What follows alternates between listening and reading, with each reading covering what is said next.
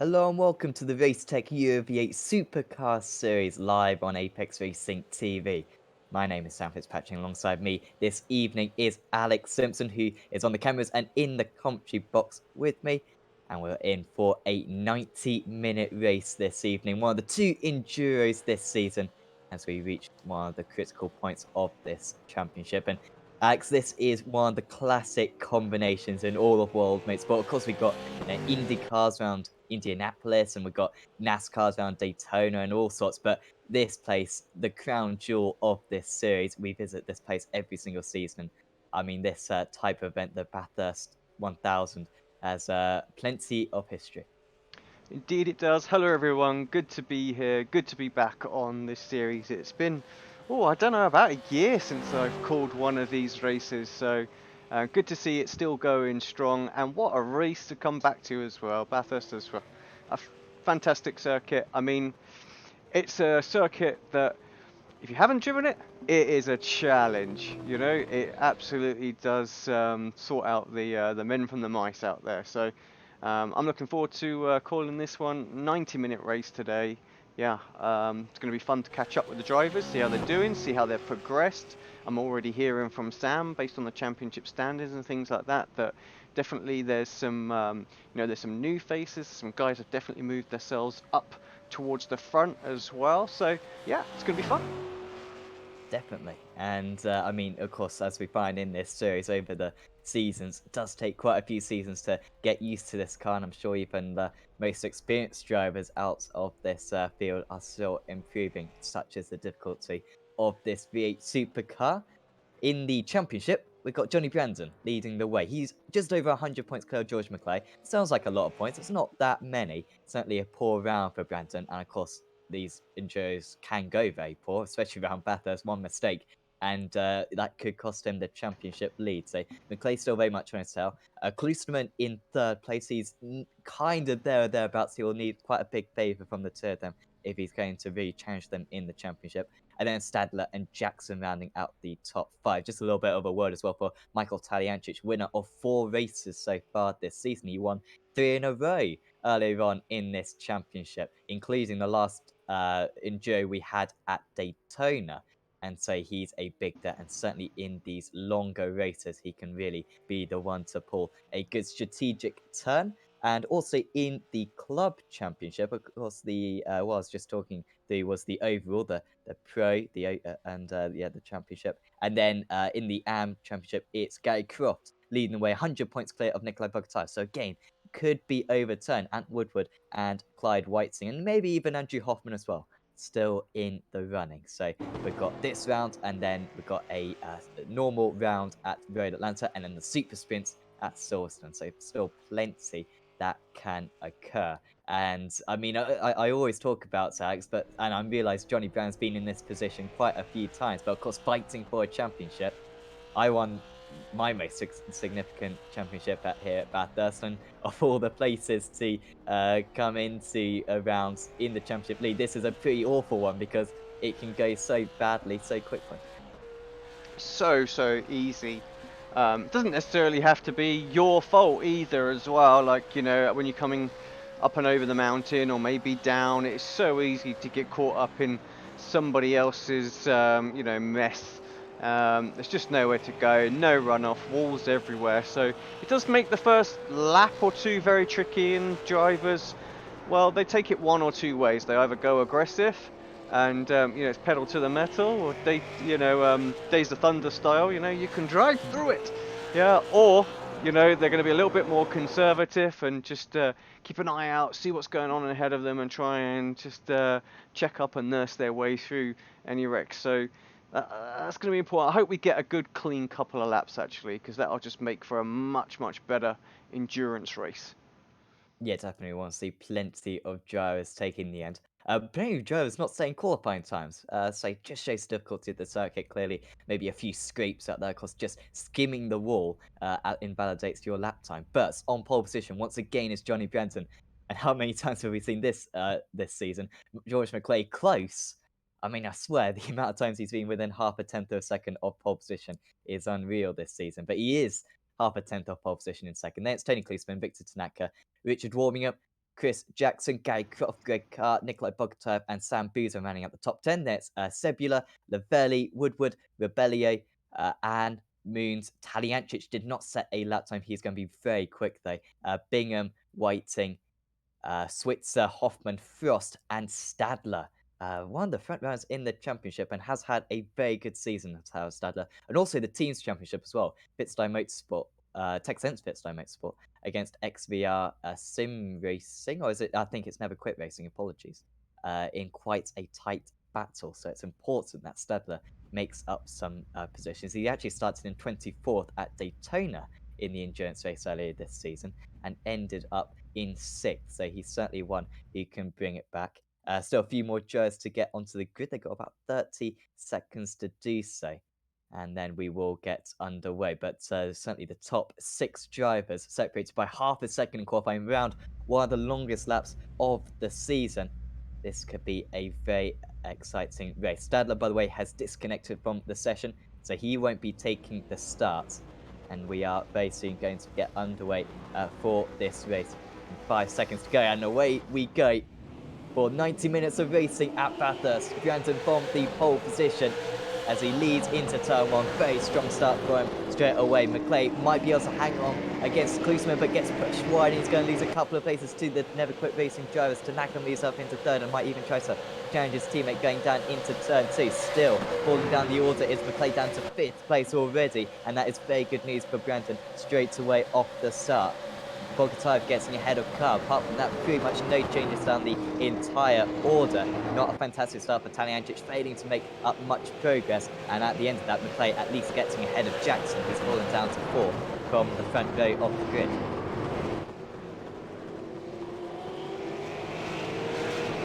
Leading them way through the top of the mountain.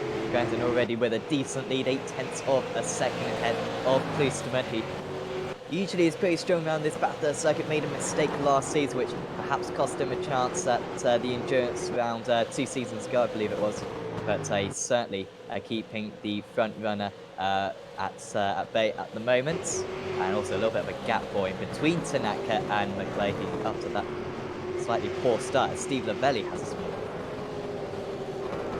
Yeah, paying the price for it as well, but should be able to just slot in there. No real way for anyone to overtake through there.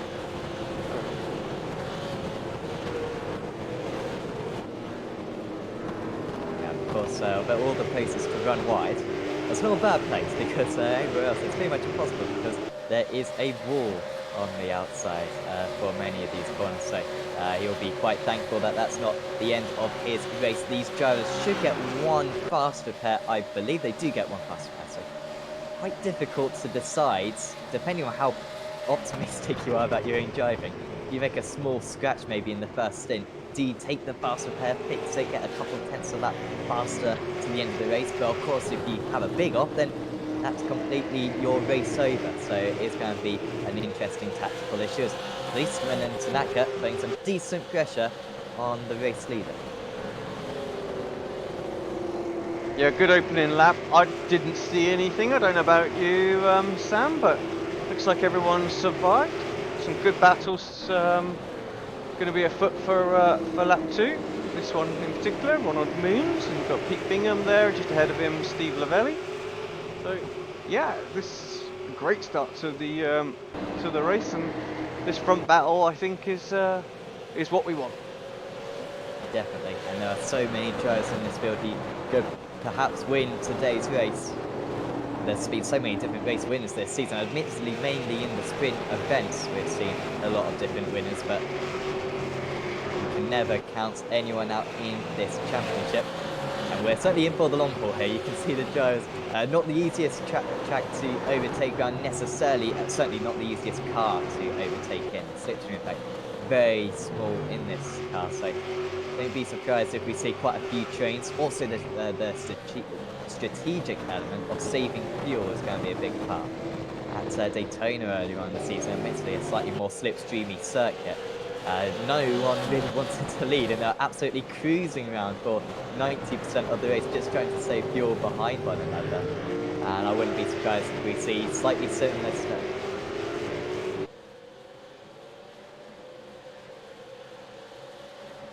Policeman getting within 0.4 of a second. Slipstream, you can see, doesn't really gain him that much, but certainly helping him a little bit. Gains 0.1 of a second, maybe even 0.2 of a second by the end of this straight. And he's in range for perhaps going for a big dive. Of course, massive braking zones in these V8 supercars. The brakes are massively effective, and Policeman is hounding the back of the championship leader. Of course, Policeman, a two-time champion, the only two-time champion in this series. Brandon trying to replicate that after a Season 5 title only 1 year ago. And they are starting to drop Tanaka so slightly as we move on to lap 3. Well, some things change, some never change. And that is Klosterman always fighting at the very sharp end in this series. Like you say, looking strong. Definitely a very good lap, 1/10 of a second quicker than Brandon there, I thought. But it does look like these guys definitely have the edge over the rest of the field. Tanaka not able to stay with them. McClay dropping back as well. Good little gaggle for back. Let's just bring that up as well. So,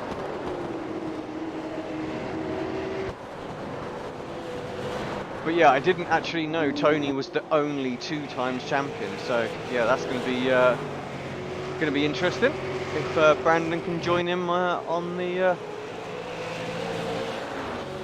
Hall of Fame, if you would have it. Definitely. They've also had a little bit, I mean, to be fair, I don't think either of them can, but I can slightly, but it's quite a cool record.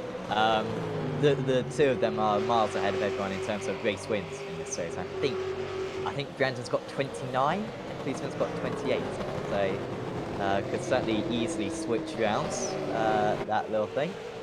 And of course, if Policeman can beat Brandon, then it will certainly help his chances and McClay's chances at winning this title. I do remember Brandon had a bit of a crash round here a couple of seasons ago, in his championship winning season actually, and just simmed the wall in the very early stages. Fortunately, that was only a sprint race, and he went on to win the feature just a few minutes later. But it does really show that anyone can make a mistake out here. No one is immune to picking up some damage.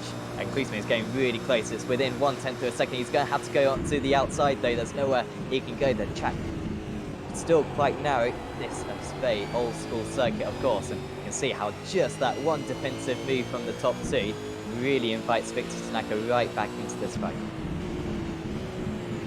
It was a good lap already, I think, from Tanaka. He definitely closed the gap slightly, but yeah, like you say, he's just right with him, 0.3 of a second behind Klosterman now. So yeah, and actually sets a fastest lap of the race there as well with a 2:07. 747, so very strong lap.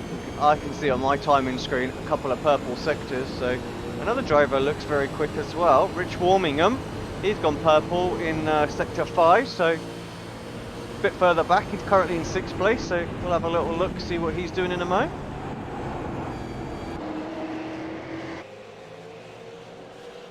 Let's do that now. Alright, he's right in the thick of things as well. Tucked up behind Chris Jackson, a name again that I'm very familiar with, and George McClay. McClay seemingly struggling at the moment, maybe just feeling the pressure of the drivers behind. I can't recall McClay making a mistake all season long, but he's only won the 1 race, I believe, at Virginia, and won the last race of last season. But of course, mounting a really good championship challenge this season. Even if he does lose out to Brandon State, still going to have a decent chance at the title, just due to his consistency. Even if he does have an awful round, his happiest drop rounds. Apart from that, he's been extremely strong. 2 seconds back to Gary Croft as well, because another driver has won a race so far this season in 7th place, and then you've got Bogota, Carr and Boozer. Hoffman just going ahead of Bingham a little bit further down the order. I just saw that change. That's for 18th and 19th positions. But apart from that, very little movement at the moment out of these drivers. Brandon's under pressure from Klosterman again. I think Klosterman's just taking the lead down into the right at the end of the back straight. And yes, Tony Klosterman, the Canadian, takes the lead in his 1-2-1 car. We'll get that on replay in a second. Yeah. Yep. Just staying with that just for the moment, as it looked like Jackson was going to get a move as well, but in the end doesn't. Right, let's take a look at this this overtake then.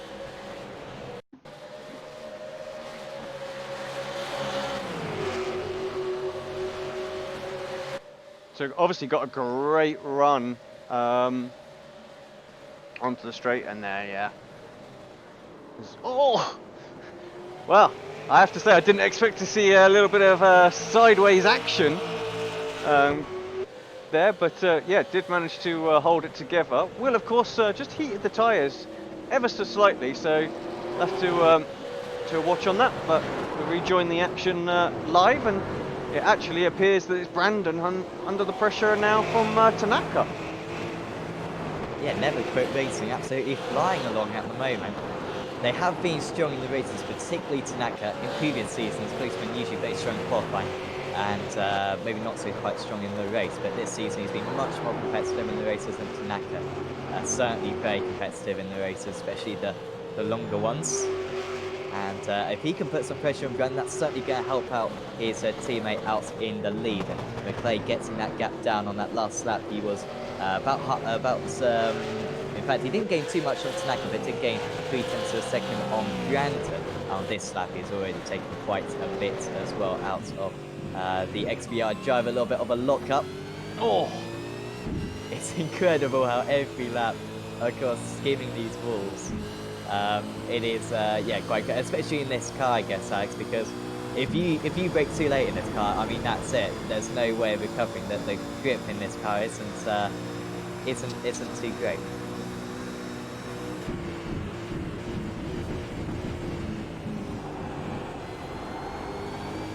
Taking alternative lines at the end of the straight with going to take a little bit more curb.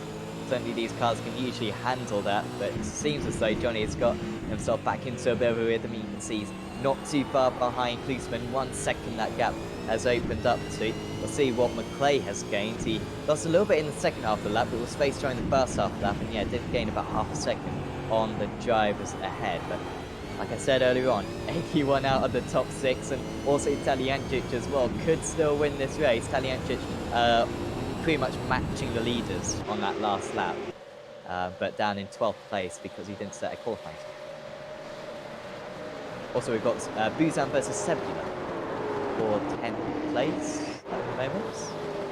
Here they are. Side by side. Buzan on the inside, Sebula on the outside. It's going to be brave from him. He can carry a lot of speed through this corner, but just running too wide there, Sebula, and he has to back out.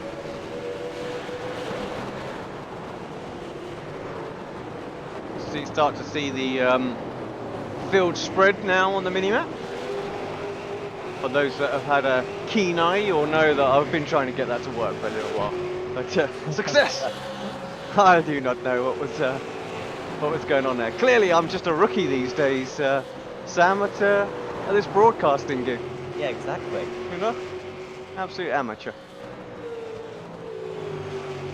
Well, that battle seemed to have died off like the minute we joined it, so we'll take a quick look at this one. This is Croft and Nikolai and Greg Carr all flying out just ahead of them.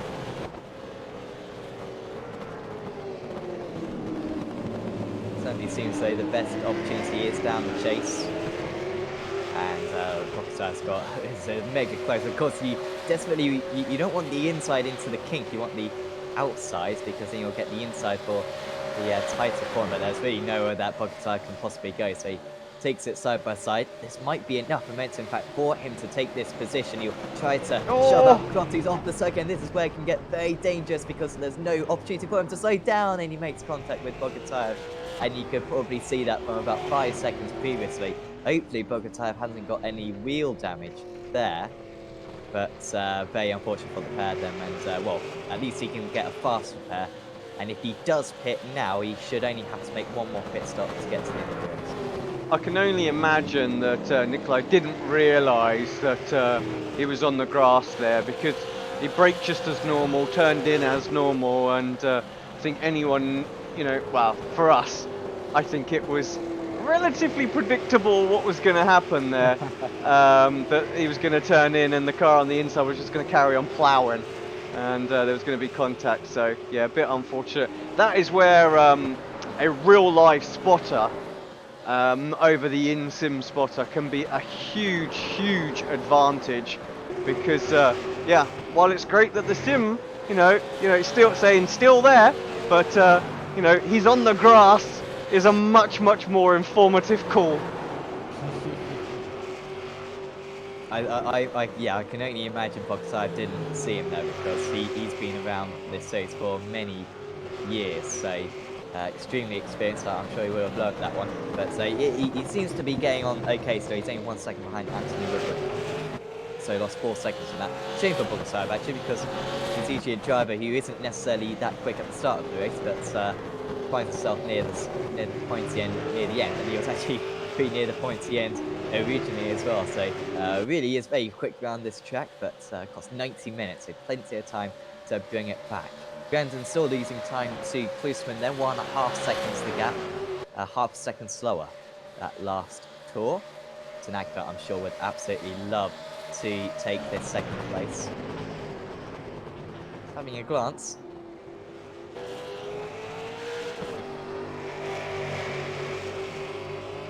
Also, Yehan An, unfortunately, has retired from the race a couple of laps ago. Seemingly, I can only imagine if he had a crash or of some kind. I think there was a question that came in on YouTube as well about the number 2s. 2 number 2 cars, and I believe that is just a case of it's 0, 2 and 2, isn't it? So yes. It's just a little quirk, isn't it, in iRacing that allows that. So just to answer that question. Sorry, Sam, to cut you off there. I was just going to say, Brandon finished second in the championship last season. I don't know why Busan is number 2. I don't think he was in the club championship last season, so I don't quite understand the logic for that. Sideways there from Tanaka, coming out of turn there. So I mean, that shouldn't be anything too unfamiliar in a big old V8, I suppose. But yeah, certainly looked good. Yeah, I mean that's an awful place to get started as well, because then you've got overheated tyres for this entire section, and of course then that means that you slide more and you generate more temperature in your tyres, and it's an awful cycle effect. So you absolutely need to try to limit it as much as possible. Down here it's not quite as costly, I guess, because it's not quite as pivotal. Really all about the braking, getting the car stopped and turned in, not snatching your brake. Brandon takes a slightly alternative line, and do many drivers, of course, into that Forest elbow. Of course, can take a much tighter line, but it certainly seems as though Tanaka's got the edge on him at the moment. Quarters of a second again. This is how the gap has been for a few laps already down this part of the circuit. But again, the slipstream effect is very weak in this car, and he can get the gap down to 0.2 of a second, but not much more than that. Here he goes. That's a much better effort from him. He clearly feels as though Johnny's a little bit early on the brakes into that corner, and maybe a dive would be possible. You know, my line through the Forest elbow is I come through the right hand, I put my foot on the brake pedal, close my eyes, and hope to God that I don't end up in a wall somewhere, I think. And yeah, just open them and like, oh, we're still good, we're still alive, turn left and hope for, and go. So, but that is definitely how that corner feels to me every time I go into it. Bogatyv into the pits, so probably to fix that damage, or use that fast repair, I imagine. By the way, in terms of strategy, we were told by Tim Guzman, who helps us out on the strategy, because we are hopeless in the concrete box the majority of the time. So yeah, we were told that apparently you need 2 stops. Even Taliancic, who is notorious for saving a lot of fuel, will need 2 stops to get to the end of this race. And so if you pick up some damage, say 10 minutes in, as we're even further than that now, it means that you still need to do 2 stops. So it's not that much of it's not too bad for the drivers out there. It's a very easy 2-stop, very flexible. So don't be surprised if maybe a couple of drivers come in very early and some drivers go in quite late. I mean, you can either have a very short first stint, second stint, or third stint, or even them out altogether. So it'll be interesting to see what the drivers try to do as we watch Michael Taliancic, of course, 4-time race winner this season and V8 Scots driver. He's up into 8th place, up 7 places from his start. He is 15 seconds off the lead, and Taliancic is quick, so he's certainly still in the running, but he's giving himself quite a challenge. Yeah, not sure why he didn't set time. Oh, chase for second place, I feel. That's a done deal. Let's have a little look back, see exactly how that happened. I feel it's going to be very similar to what we witnessed with Tanaka's teammate, of course. Not quite as early on. Didn't quite get as far through, but I think Brandon actually just kind of give it up in the end. Definitely the two drivers there seem to have a lot better tyre wear already looking at it. And it is a big factor, I know, in the V8s, something that got talked about a lot in the Evolution Racing Team Discord and things like that. That was definitely their strengths in things like the V8 scops. So, you know, they were able to hold on to their tyres a little bit better than some, and that's why they're there at the end of the races. And of course, they won the Bathurst 1000 as well. Just a reminder that we go back to live. Oh, so yep. My bad. See, told you, amateur, rookie. Yeah, clearly. I dare say how many hours you've done of broadcasting, but I imagine it's well over 500 hours. I imagine. I'd hate to calculate it.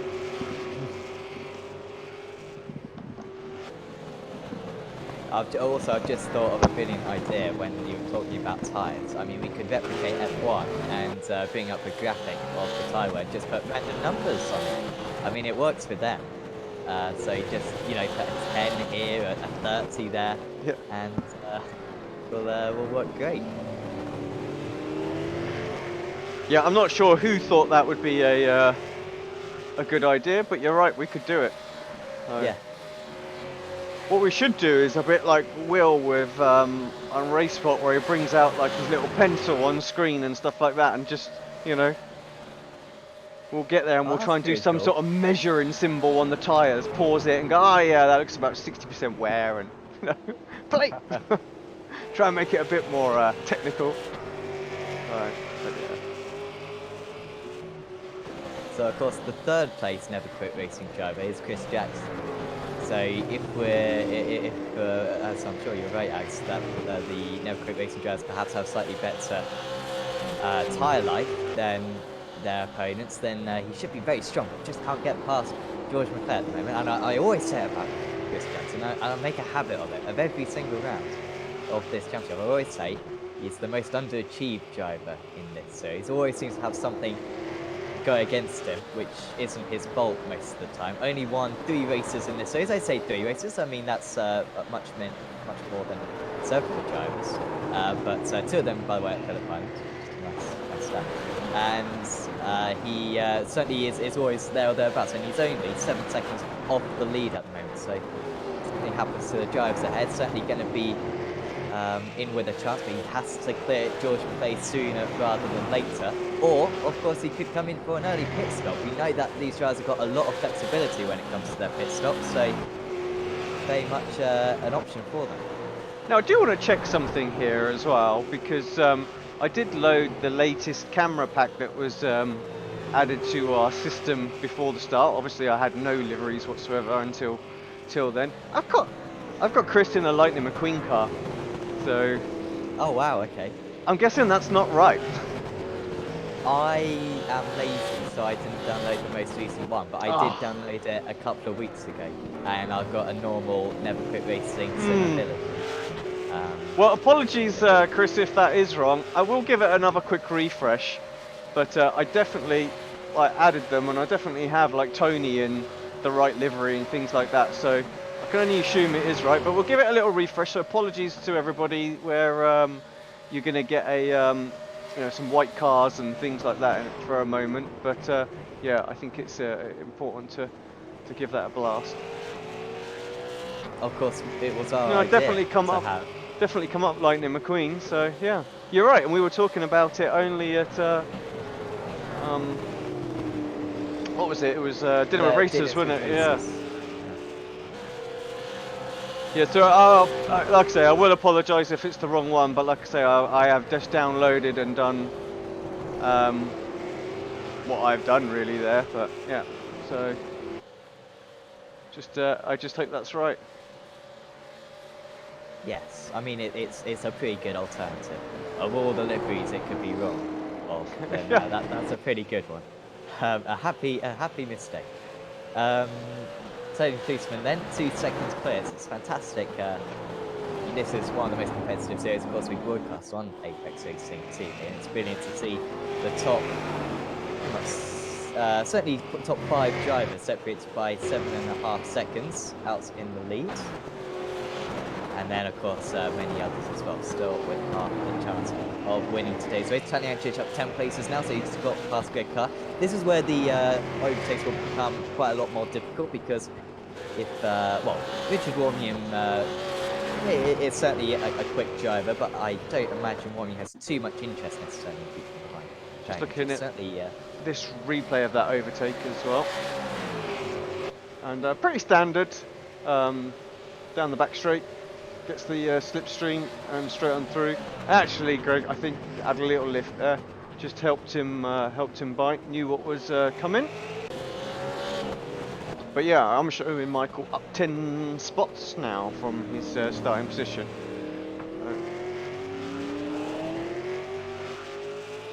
Yeah, it's been a great race so far for him.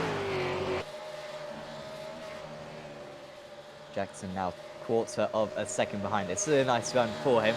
He's going to have to be quite banzai on the brakes.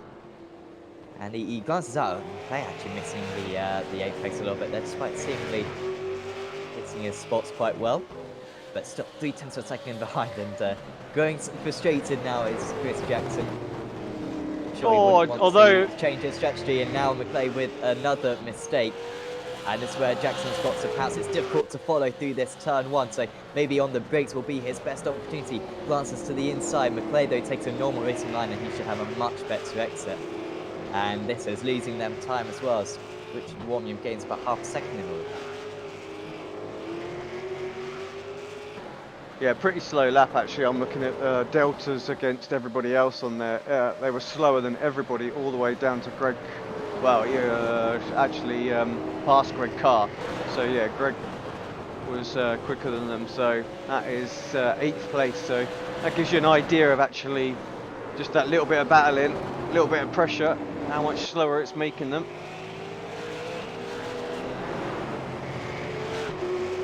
I wonder at which point Jackson might think about coming in, trying some kind of strategy to perhaps get an undercut. I mean, if there's any silver lining to this, he will be saving fuel behind. This is true. Partly due to the slipstream and partly due to the fact that he's just driving slower than he would otherwise like to. So he might have some extra options, and he could, even if he doesn't even have to go further necessarily in this stint. He could hit early, and of course he'll still have a shorter pit stop due to saving that fuel. So options are opening up for him, but still not ideal. He's now 8.5 seconds off the race lead. In the club standings, by the way, we've got Sam Buzan leading the way. Of course, these club drivers are very competitive. Sam Buzan won a round earlier on this season. And then Guy Croft, who won at Bear Isle, I think. Was that Greg Carr? I think that was Guy Croft who won at Bear Isle. And then Ant Woodward, who we're currently watching right now. Then it's Clyde Whiting, Andrew Hoffman, Phil Switzer, and Michael Frost are both still running, but a little bit down on the rest of the field. Good to see Clyde still running. Chris Jackson into the pits. He must have heard me. While I did just to inform you guys, I did just switch the timing tower to class position, which is why you can see why there's 2 first place and things like that. So that's your class positions right now. But we will switch back momentarily.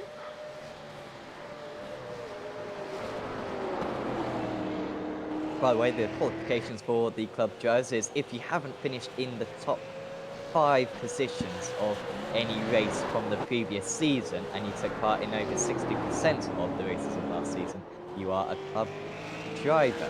Unfortunately, going into next season, I'm not quite sure who's going to be a club driver, because the majority of the club drivers have either won races or finished in the top 5 at some point. So I think some new criteria will have to be created.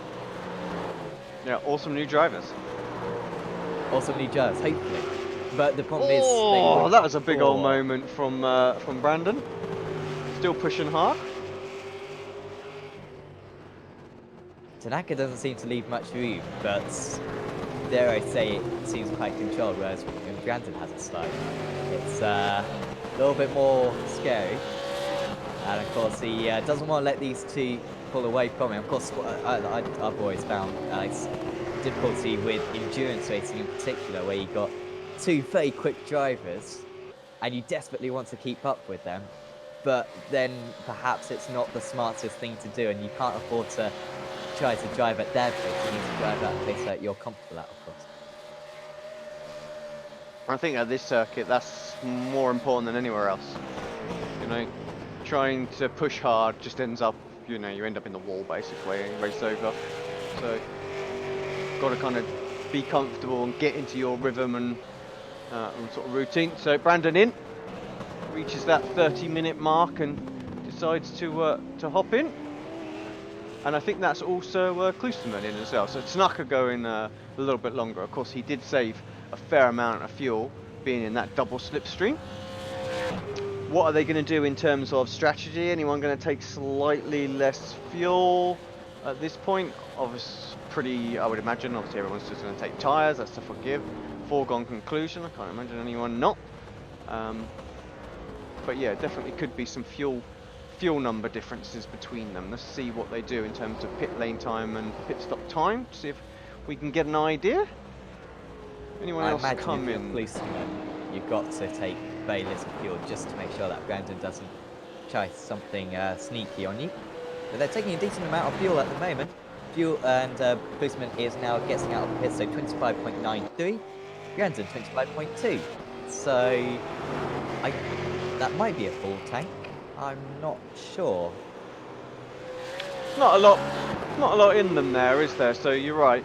Pit stop times are pretty much identical as well. So, or pit lane times, sorry. So 1 minute 1.60 for Brandon and 1 minute 1.68 for Klosterman. So it looks actually as if Klosterman's slightly quicker on pit lane, even though he took a bit more time stationary. So nothing in them at the end.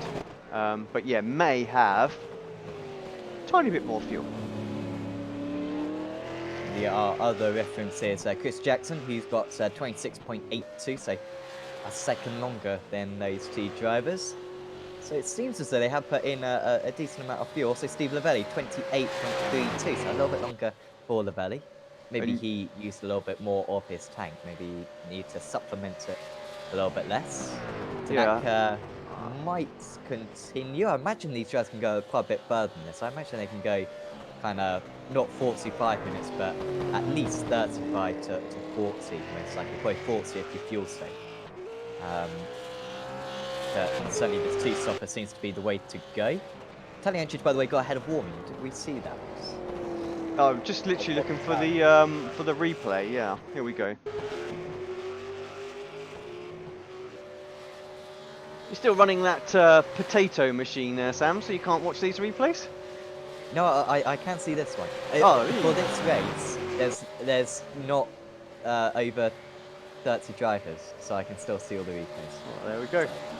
Oh wow, and I have to say, that one was pretty easy. So again, it looked like to be honest, it looked like yeah, Michael had no sort of competition there, and Richard just let him go.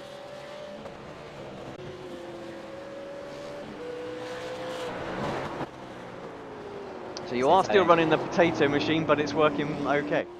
I like it. Yeah, this is why this is my favourite series, because I can actually see what's going on, unlike just looking at the timing screen and hoping that's correct. No, still 10 inches carrying on.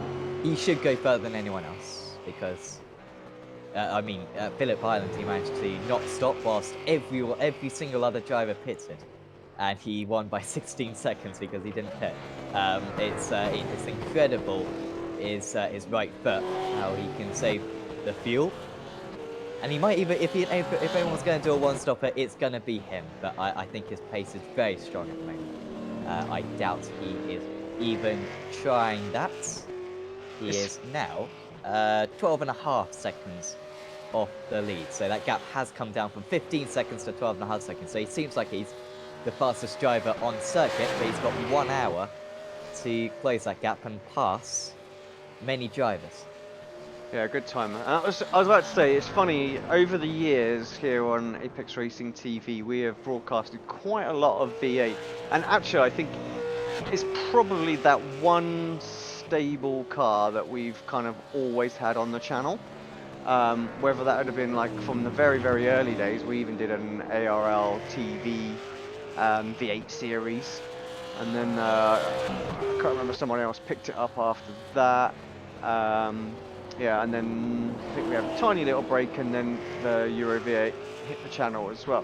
But no matter what, there's always been one driver in all of the series that is just absolutely, you know, on the money. I was trying to figure out how to not swear there. In terms of fuel saving. You know, I'm trying to remember some of the names from back in the day as well. This is where I need like Andrew Woodhouse or Adam Barth around. They'd have picked me up on it straight away. But yeah, it seems like Michael's the man in this series, and it always seems to be that the drivers who can save that fuel can just pull out these crazy strategies that will win them the race, and everyone just got everybody else scratching their head. So be interesting to see if Michael's going to do anything here. Like you said, everyone has kind of said, look, no, it can't be done. But yeah, we'll see. Well, Tanaka's just come into the pits and taken more fuel, it seems, than his rival. So he pitted 2 laps later, but 31.5 seconds. Unfortunately for him, he's got stuck behind Ronald Means, which is going to lose him a couple of costly seconds. I mean, these seconds really do matter. He's going to have to go for it straight away. I mean, that's how costly it was. They had to go for a risky move such as that.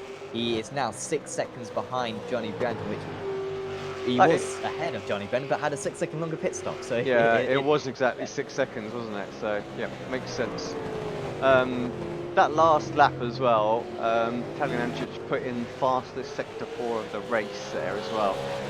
I'm going to have to say, he's just got beaten by Tanaka on the fresh tyres. But that gives you an idea how quick he's in, and actually he's into the pits as well. George McClay in, and Michael as well. So the front two deciding it is time to pit. Greg Carr also joins them. So yeah, lots of action in the pit lane right now. If only we had a pit lane reporter, Sam.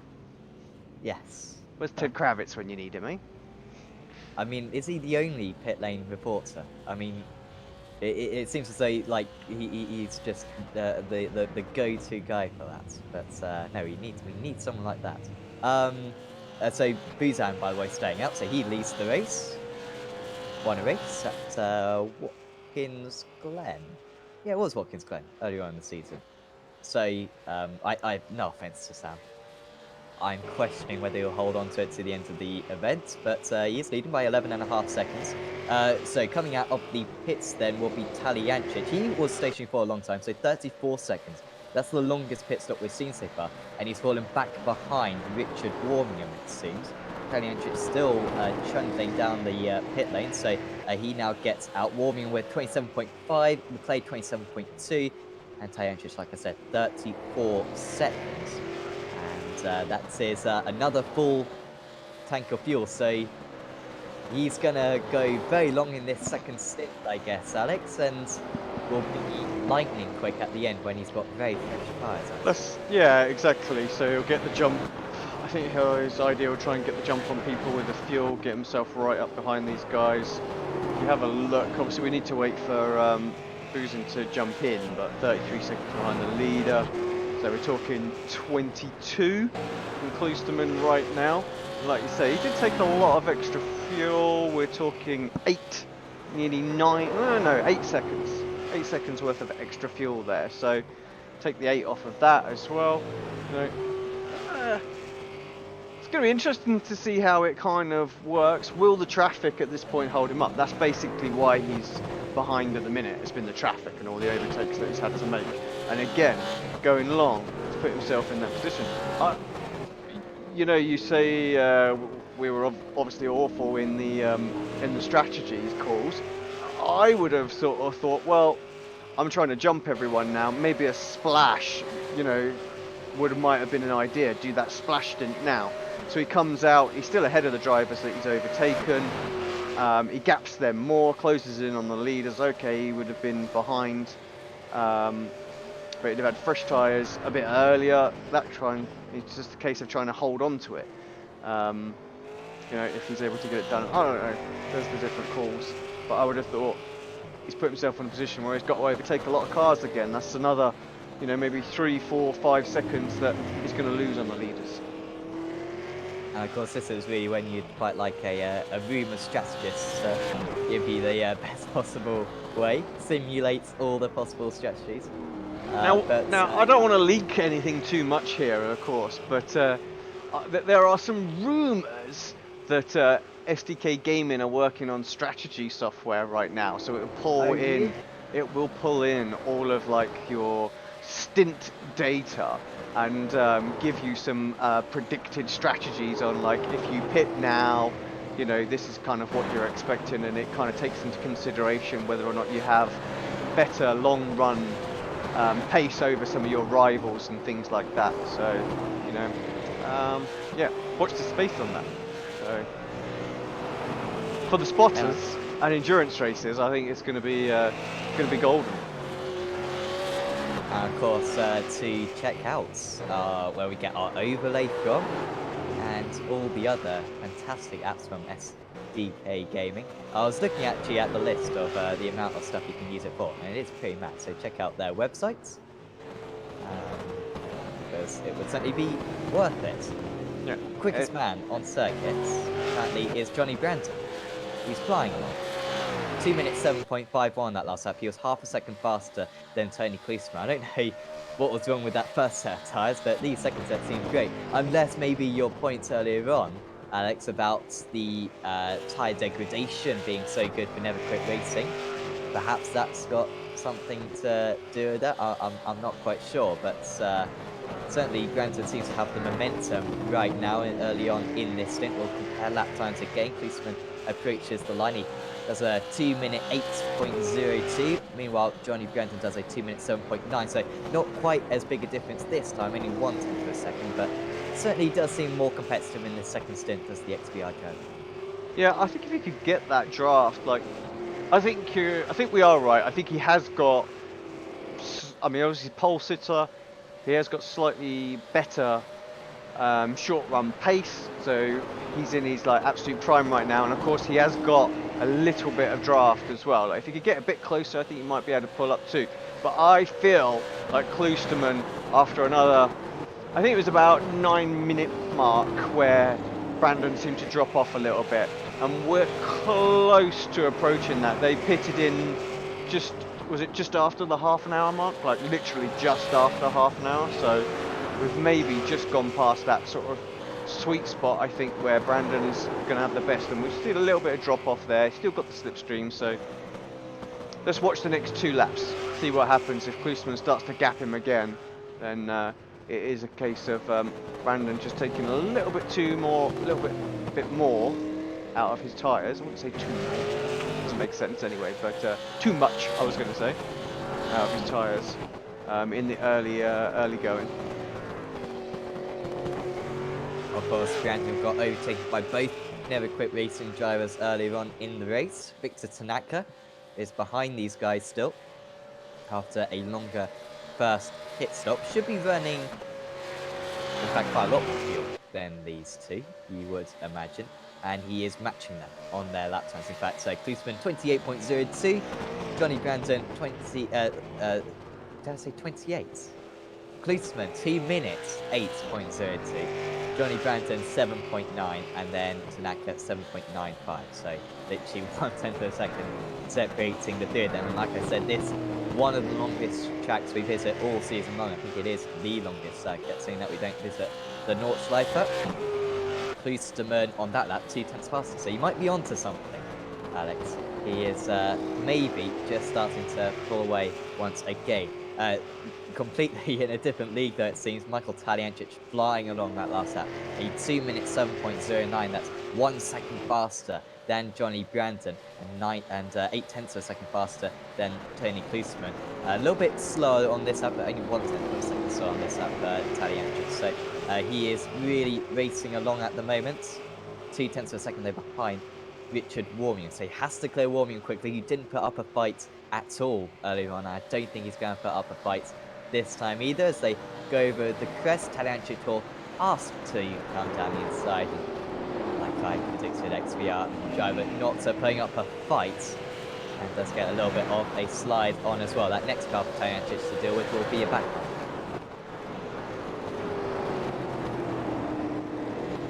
Yeah, he's got 3.7 seconds to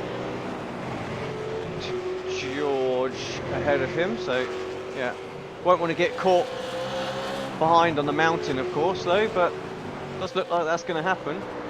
That little slide really cost Warmingham, didn't it? Look at that, he's 1.8 seconds behind as well, so must have cooked the tyres a little bit there. Michael not getting past, so yeah, XVR car. Oh no, it's not. Sorry. Whoever, it's costing him. Try and see who it could be. Oh, it's Clyde Whiting. Ah, well. League organizer. I was about to say, it's league admin. You can't, can't just flash your way past, can you? Well, there he goes. Seemingly going to get past on this occasion, but Whiting seemingly with decent pace because, like I said, Warming really losing a lot of time. So. Whiting coming in quite recently. He did pit, he was one of the latest guys, back on lap 18, so very recently. So that new tyre effect clearly helping him out.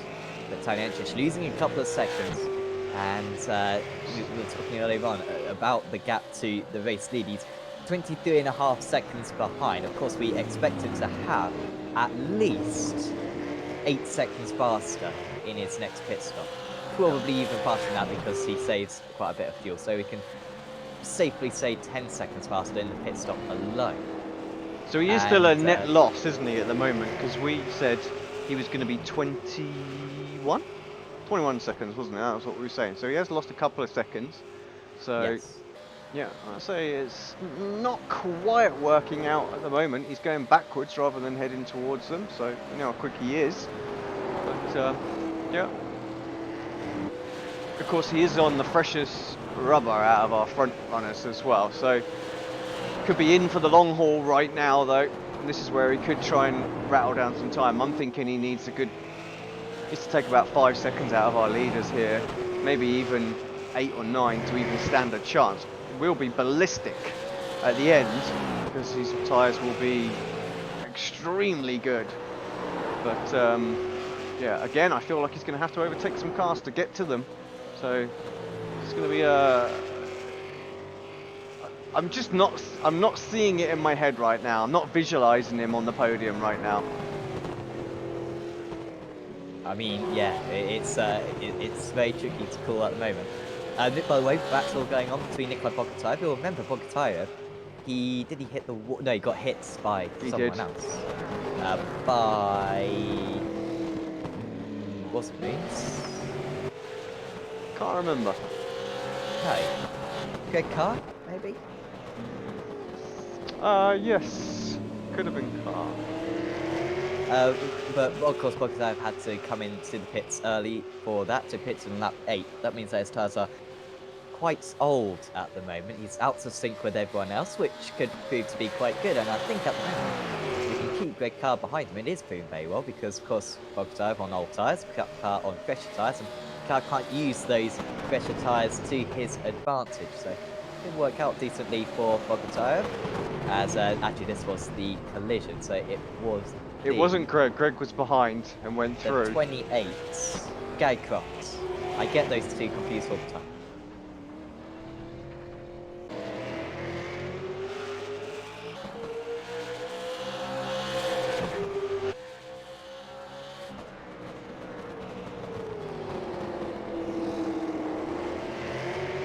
yeah, where is Gary Croft? So yeah, Croft in 13th place right now.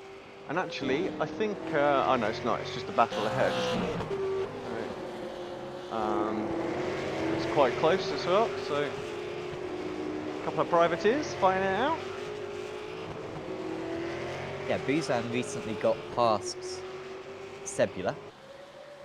Don't know how Sebula got ahead. Oh, Sebula had a good qualifying actually, didn't he? He had a really good qualifying to qualify ahead of Busan. But Busan got past, and now it's Rebello, who looks like it's going to get past as well. Good to see Rebello around the. I can't recall him ever taking part in around this championship before. I could well be wrong. I think there are quite a few guys that we've had maybe do a race and then leave it about 18 months and then come back. But it's always good to see quite fresh faces on the field, and also Sebula as well, a driver who hasn't raced a whole lot in this championship either. And of course, if you do want to take part in this championship, just look on the V8 ESC website, or look at the Facebook group / page, and also there is the Sprint Cup, which is the Saturdays that we don't broadcast this series, so there's pretty much an event for you every single week. And in that Sprint Cup, it's 20-minute races, 20-minute races, and of course both this series and the Sprint Cup are completely free to enter. Very rare that we get any leagues like that, which are free to enter, so I certainly do recommend it. And of course, with the new V8 Supercars perhaps coming to iRacing in the coming months, it'd be a pretty good investment of time to get up to scratch with the V8 Supercar right now. Is that the worst kept secret, or is it actually been officially announced? I'm not 100% sure. They have released scans of Okay. the cars. I couldn't. In fact, it wasn't even released by iRacing, it was released by V8 Supercars. Or Supercars, as they call it. Yeah.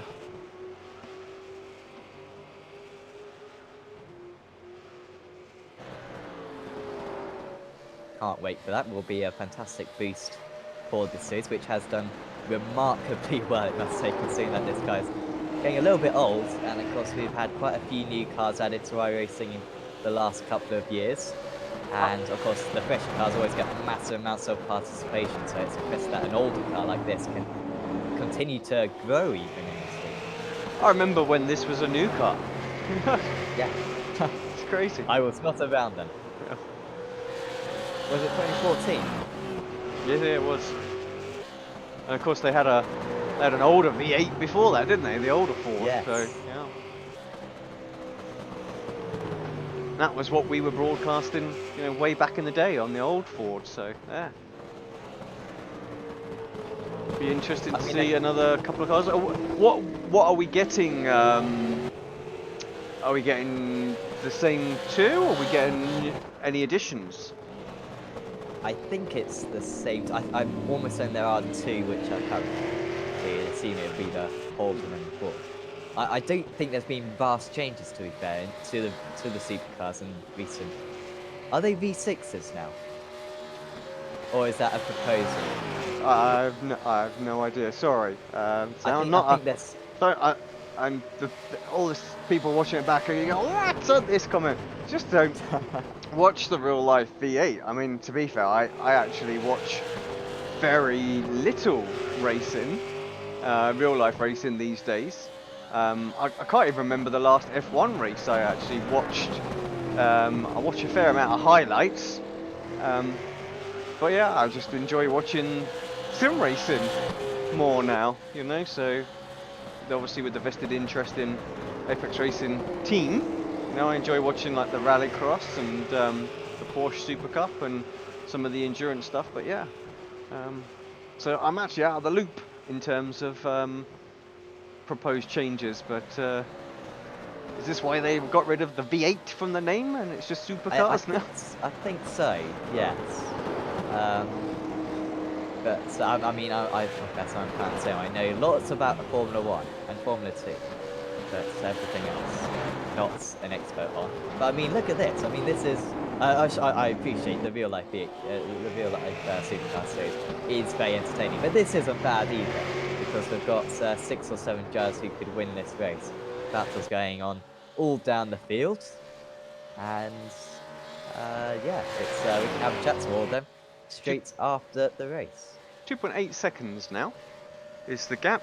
Just clicking on Tony, the only driver on the track faster than him, as we might expect, is Michael. So Tanancic doing what he needs. Gap is still only 22 seconds. There you go.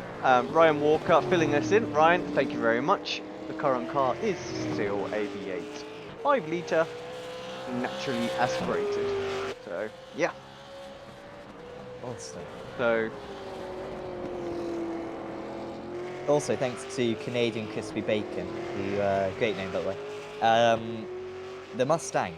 We'll be interested to see the Mustang in the future. So I assume that is one of them. coming to Tanaka into the pits. He's in. So he did massive stint, massive fuel, but comes in. So he's gonna try something a bit different here, I think. He'll have lost a little bit of his car. No, I just think that's. Oh no, yes, you're right. He had. So maybe he's hit the wall somewhere. Let's see if we can't see what happened. The trouble is, this never counts as a off track, does it? Yeah, I've got nothing. Yeah, exactly. I've got nothing. So unfortunately, we can't see. But comes in, gets that repaired, and back on out. Mogatev in as well, which we kind of knew he would be, because obviously he had that early stop, and we know obviously drivers can make 35 minutes, so you kind of were right there. Sam, he was able to pit in early. He had to wait after the damage a few laps to get in, but yeah, it's going to serve it now, and of course he will get a bit of jump on people, but he will be vulnerable towards the end of the race. And of course a very long second pit stop this, so he will need to be quick out of the pits to kind of make up for that time that he's just spent in the pit lane. But that strategy, I mean, considering that he was taking out the race earlier on, I think he's making a pretty good job of damage recovery. And of course will boost his chances of the club championship, which is still very much alive. Just have to remind myself of who's actually in the lead of that. It is Gary Cross still in the lead of that championship. Then it's Bogotayev in second place, and Woodward, Whiting and Hoffman in the top 5. Of course, we also have drop rounds. As we have a change. McClay lifting off, letting past Taliancic. Oh, a little lock up as well.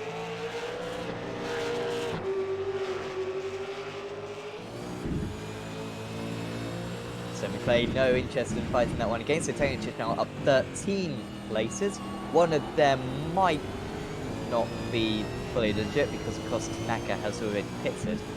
He's now 21 seconds off the lead. So he's not, I feel like he's the fastest driver, but he's not significantly faster. When you take into account pit stops and stuff, he's probably within about 10 seconds off the lead now. But he's only got 35 minutes to catch up to the leaders, and he's got a lot of overtaking to do against some very competitive drivers who will want to keep him behind, whereas all the drivers he's passed so far, I think, to be fair, Clyde Whiting was the most difficult overtake for him. I think you're probably right there. I said earlier on I couldn't see him on the podium, but really there's of course 3 drivers that are going to stop that. Obviously Klosterman, Brandon and Tanaka, but Tanaka hitting the wall, maybe that damage, bit of an early pit stop, that maybe just changes things a little bit, so we might be able to run him down. It was a quick stop, of course, for Tanaka, 20 seconds. We expected it to be quick, and he is way behind now, so let's see what happens there. Possible podium still on the cards then for him here. That'd be a heck of a drive coming through the field. And I just also want to say what a great comment from Ryan Walker as well. He's agreeing with me. He hasn't watched too much motorsport this year live, apart from the Blancpain GT series, the BTCC, the WEC and the LMS. So you've watched quite a bit live racing then, Ryan, really. I think that's perhaps the way you should have worded it. I've watched loads this year. And of course watches a decent amount of sim racing as well. Yeah. And Le So Mans review DVDs and things like that. I've seen them yeah, of post. course, I've seen them posted, and Ryan. F1 reviews Yeah. as well. So So what are you playing at, Ryan? yeah. And why aren't you out driving today? I'm sure you've got a very good reason to do that. But no, of course, Ryan, very quick driver in this car. Of course, I made this point at the top of the broadcast. To jump into this car is incredibly difficult. I don't know of any other car which is more difficult to jump into and be fast. To be fair, maybe the MP4-30. That's not too easy, the Formula 1 car. But apart from that, I think this car, more than any other, time really does help, and the more as you can practice, the faster you get. And we see this time after time with drivers. They improve so much in their second and third seasons. And their first season is usually no reflection of their true pace. I'm sure if Brian sticks with it for a few more seasons, we'll certainly be one of the frontrunners in this championship very soon. Steve Laurel Lavelli remains. hopping into the pit. Yes. Sorry to cut you off there, but yes. So Steve Lavelli in. So definitely that window firmly open. But yeah, was just watching Ronald Moons for a moment there. Sort of sitting pretty static to where he qualified, just up the one position at this point. But is closing in on Boozen ahead of him at the moment.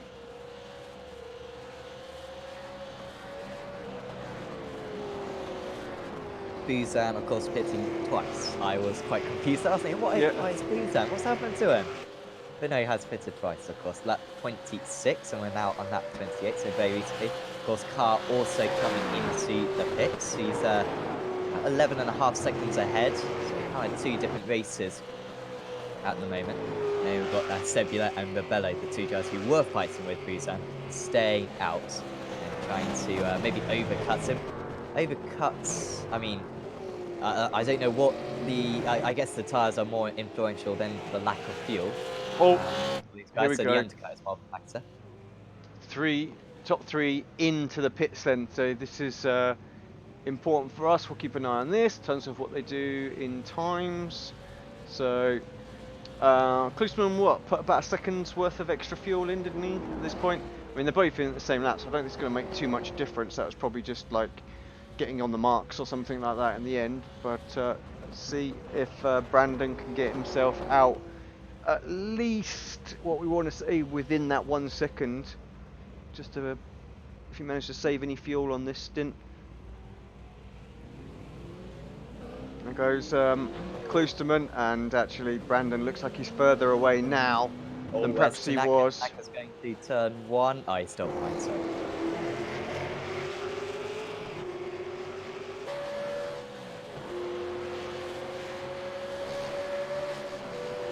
So if it weren't for that mistake from Tanaka and that early pit stop, I think he would have at least been second place.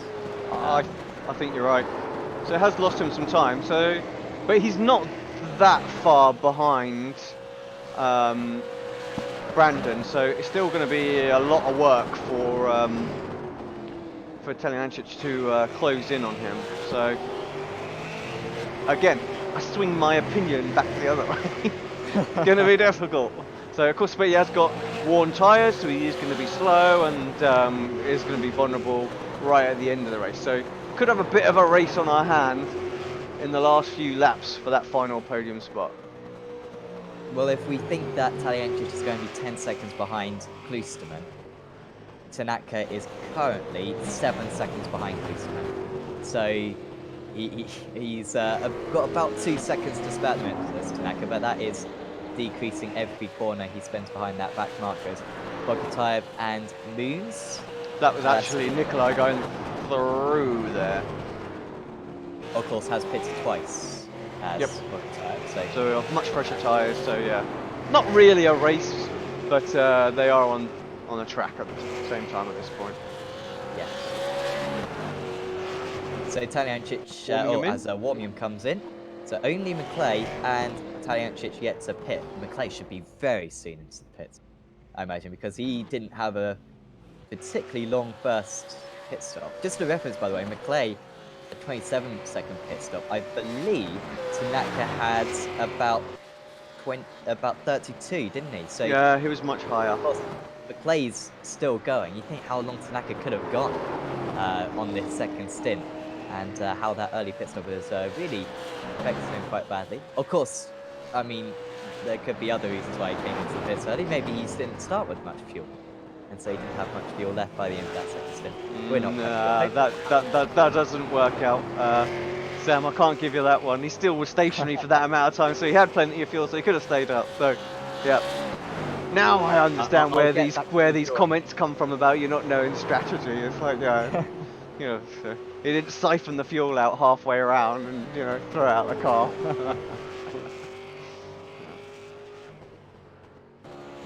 If only Marco was here, he'd be even worse than me, and it wouldn't look quite so bad. Ah, but Marco does it with his Italian accent, so it's all forgiven. Oh, of course. Of course, I hear quite a few Italian people with Italian accents aren't great with the strategy. It seems. I won't prod that much further. But currently, no battles going on. Everyone is 2 or more seconds apart from one another. Rest assured, the race will liven up quite a bit near the end. And I would never comment about that as well.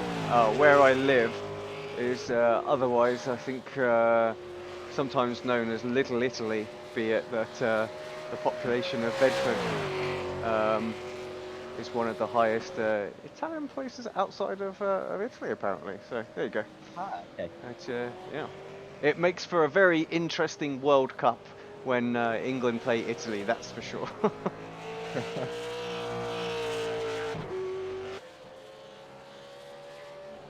So McClay into the pits, and he should come out behind. Well, he should be behind Jackson. Was Jackson ahead of McClay? Yeah, he was. Yes, Jackson he was. Yeah, he was. The first stint, yeah, exactly. He was then, 4th, wasn't he? I think Talianci just got by him, hadn't he? So yeah. so that Croft should be into the quite pits as well. Yeah, Jackson goes through. There he is. Lightning McQueen.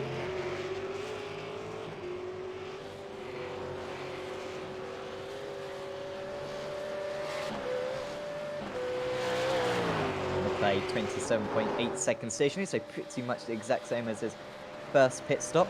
And Croft 28.3 sorry, that was his first stop, yet to stop now. And will he be ahead of Pogacar, I wonder, because those two were fighting earlier on. You'd expect he should get ahead because Pogacar had a very long second pit stop, 34 seconds, and they were nose to tail previously, so as long as it's below about 30 seconds, he should have plenty in hand, should Croft, Just and 23.72. I was just looking at Tanaka's times as well, and he's already 3 to 4 tenths of a second off. So he's definitely going to be under the cosh, I think, towards the end. But of course, it is only 33 seconds behind our race leader, which is Talianci right now. And of course, we're expecting him to be in the pits for about a minute. Obviously, I know there is some track to be taken off of that. It's probably about 15-20 seconds. So. Well, we're about to find out because he's into the pits.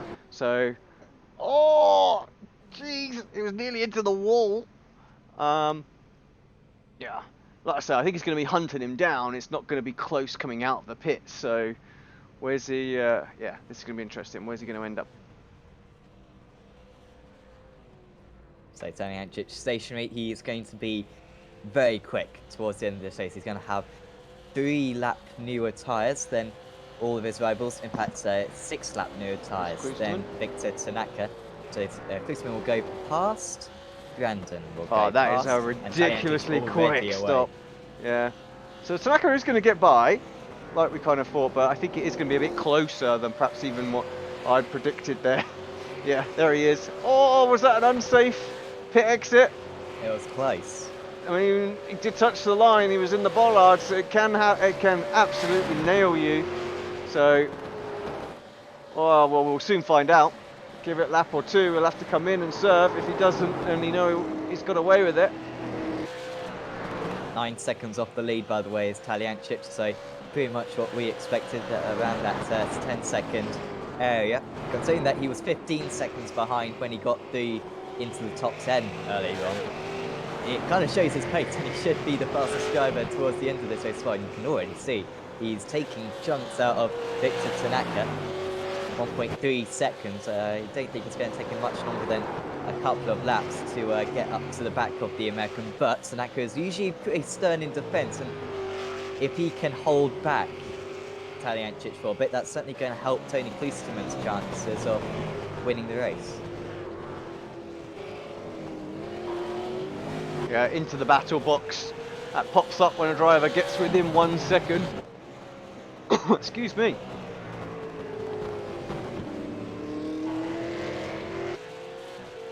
Oh, much better exit as well. Just able to put the power down.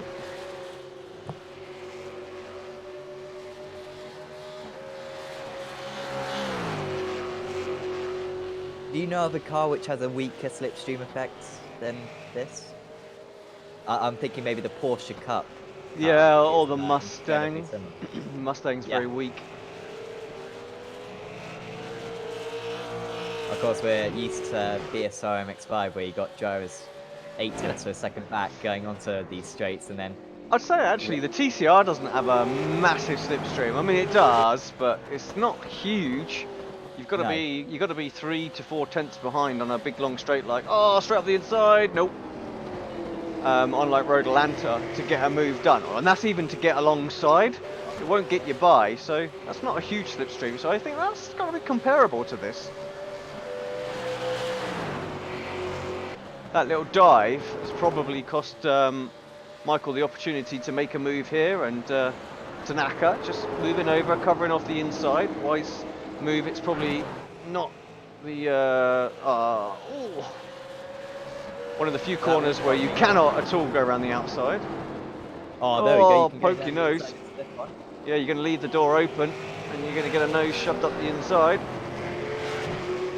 Now what this does do, of course, though, while they're battling this heavy, poking the nose in here, there and everywhere, it does let Tony pull away. So you can't sort of do this for too long.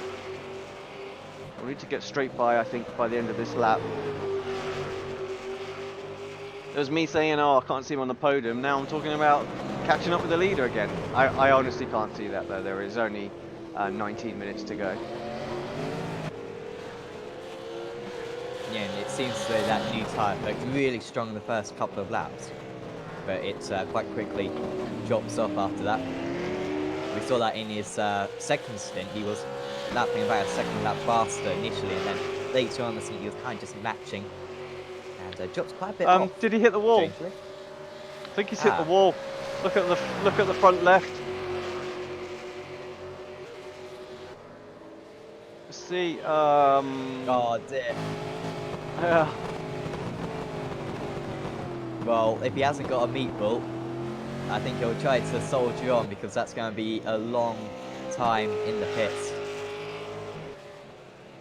Ah, he's coming in.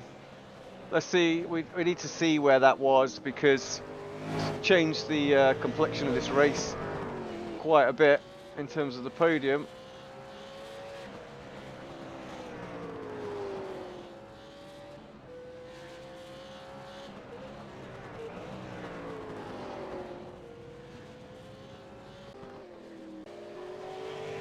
Oh, yeah, you can see how the state of the car. Right, sorry about this. We just need to find where this was.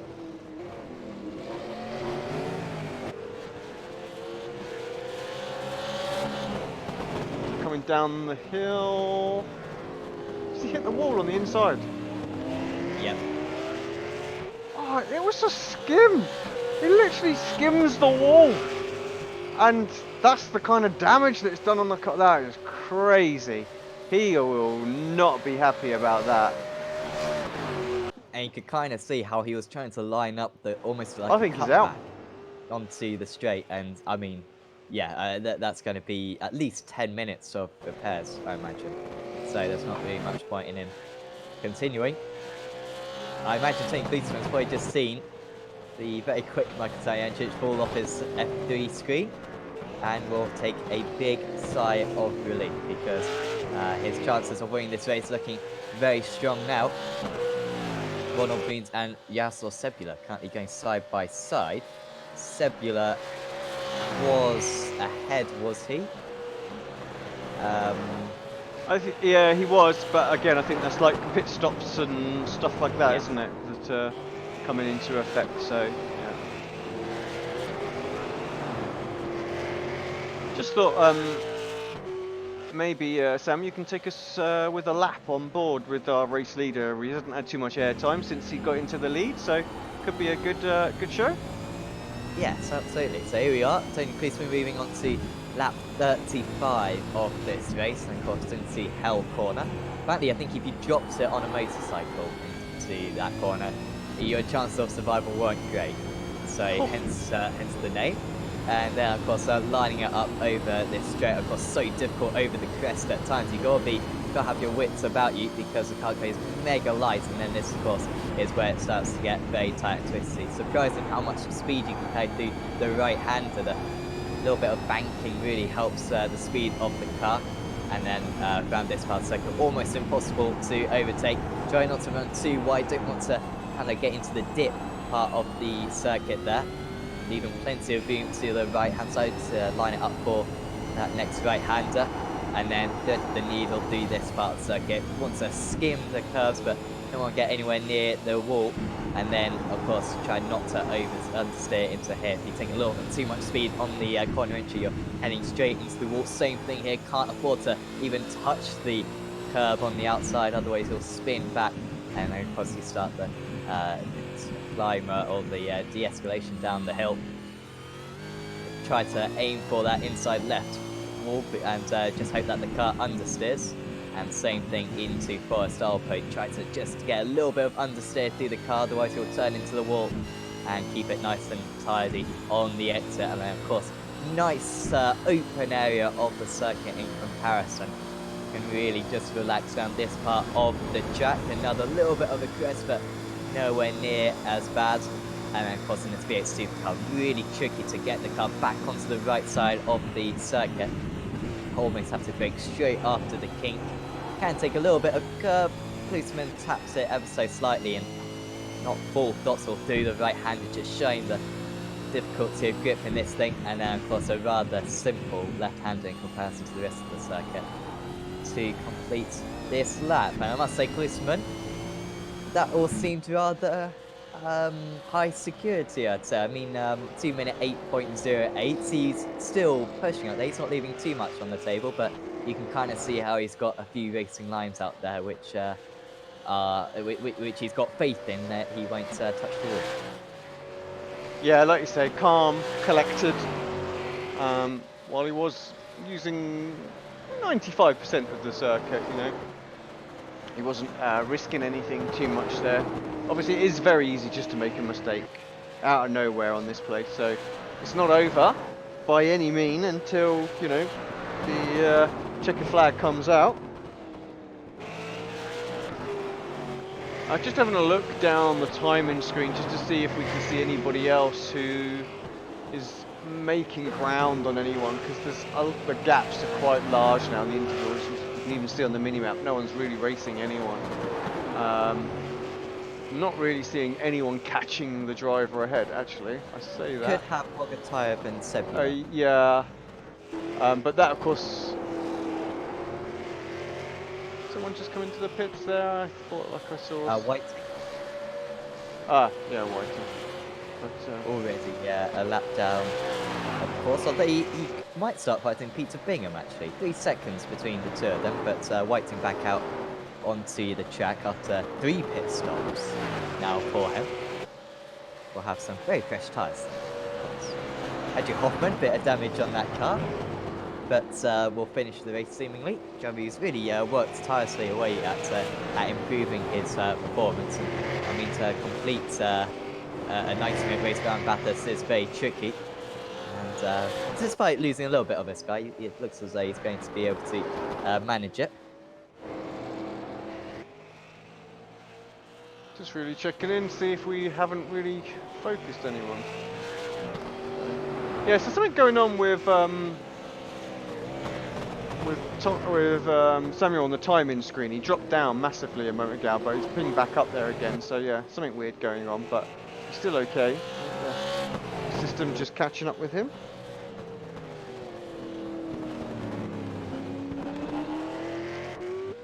Good strategy from Buzan today. Took a lot of fuel at his first pit stop, it seems, and then only a 16-second second pit stop, which is, I think, pretty much the shortest out of the field. That was kind of Taliancic range. And it works really well because he didn't get held up behind Bogotayev when Bogotayev had his old tyres. So he's pretty much just been able to set times himself but not get held up by anyone. It works out. So it looks like he's going to finish difficult to define best of the rest. I'd say probably Greg Carr probably best of the rest in 7th place, but Buzan certainly top of the club drivers as we see Steve Lavelli with a spin, and he's in the pits at the moment, and that might be the end of the day for him.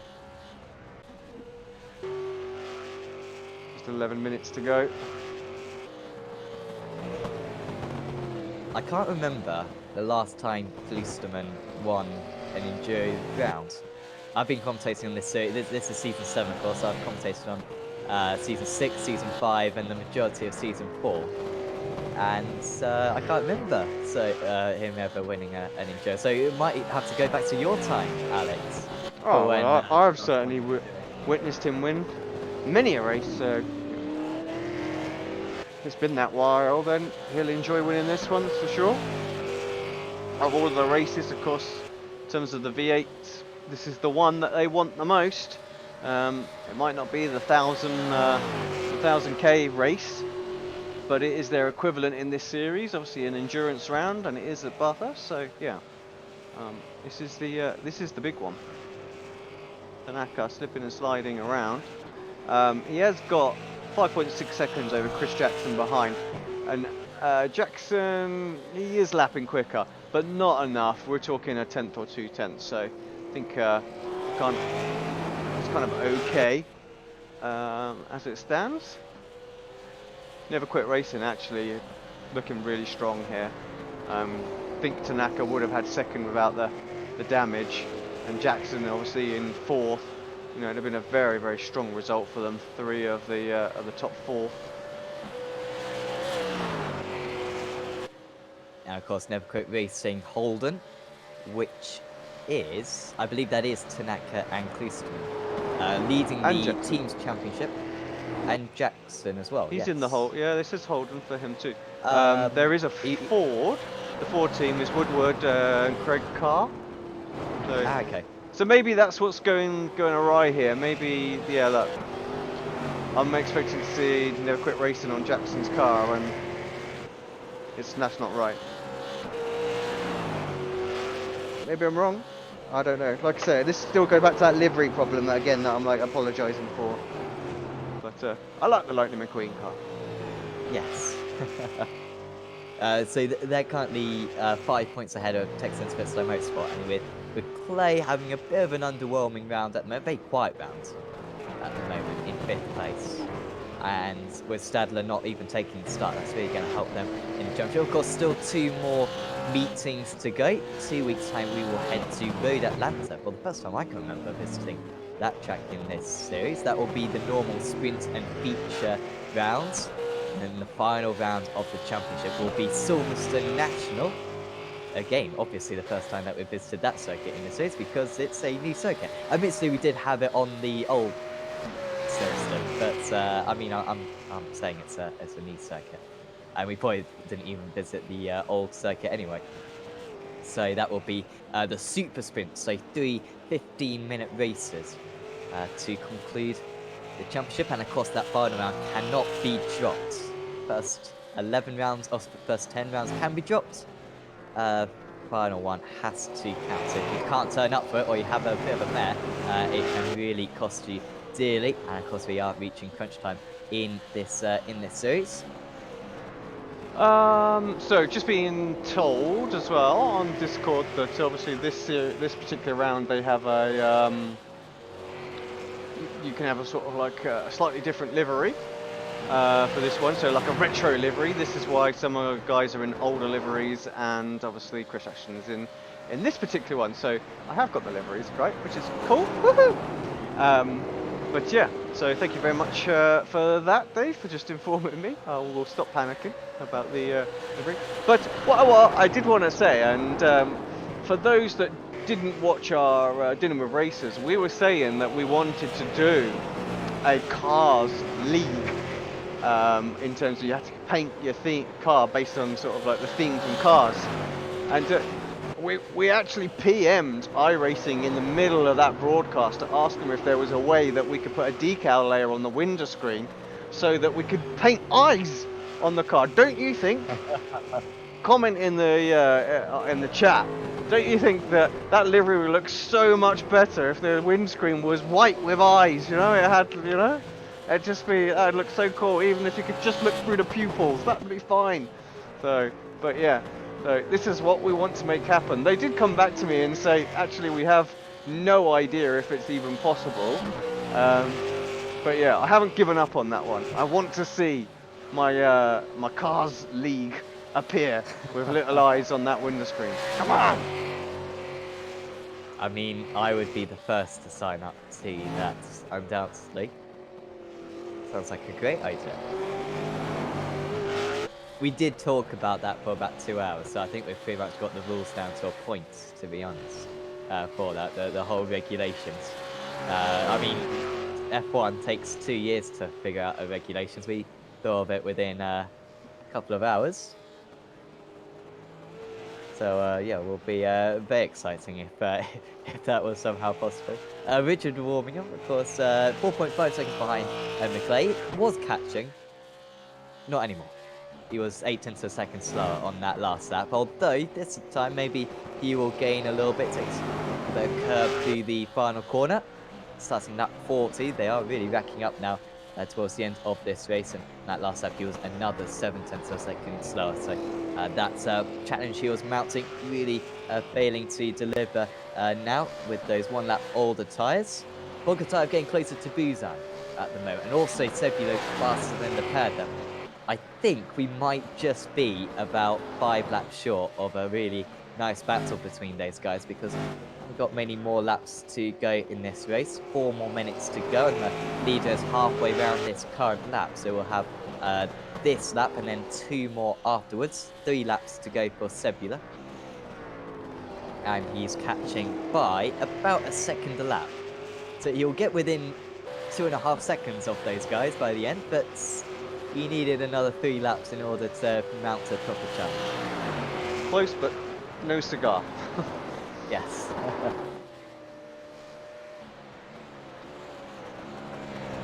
Maybe that strategy of pitting very late, maybe just pitted a couple of laps too late, didn't quite have enough time to show what those tyres could really do.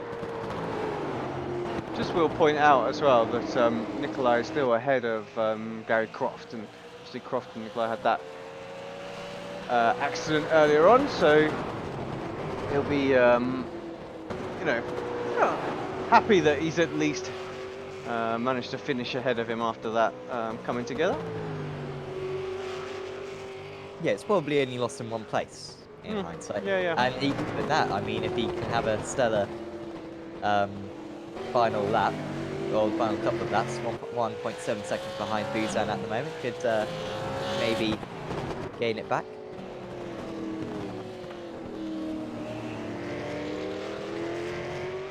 Like I said, has been one of Bogata's strongest rounds this season in terms of out-and-out pace. Was my pick, I believe, for the title out of the club drivers, right at the top of the season.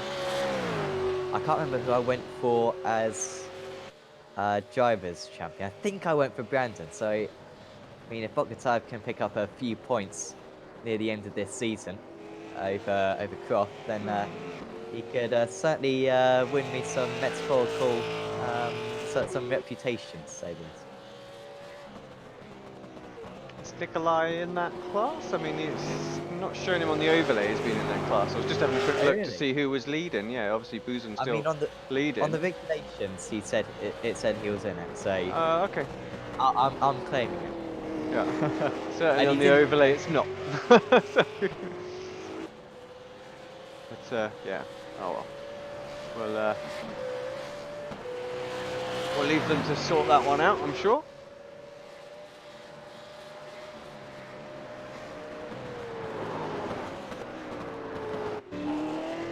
Just go and check in with Tanaka, see how he's doing as well. How are those tyres? They're obviously getting a bit old right now. You wouldn't guess that Klosterman's tyres are going old because he just did 2 minutes 7.88, only 0.2 of a second off his best time of the race. Yeah, crazy. Is very impressive. What are the track conditions out there now, Sam? Is the track cooled just a little bit? So I wonder if 34 that's degrees helping sort of keep the tyres in. Yeah, maybe 34. I think it has cooled down because it's this is a late afternoon race, so about 5 o'clock in the evening currently. On the actually, they've set a specific date. Actually, I'm very impressed. So the 15th of November. I don't know why the 15th of November. Oh, is that Bathurst 1000? No. No. Okay, I don't know why it's the 15th of November. Well, I say no. I don't honestly know. Yeah, that's Friday, so no.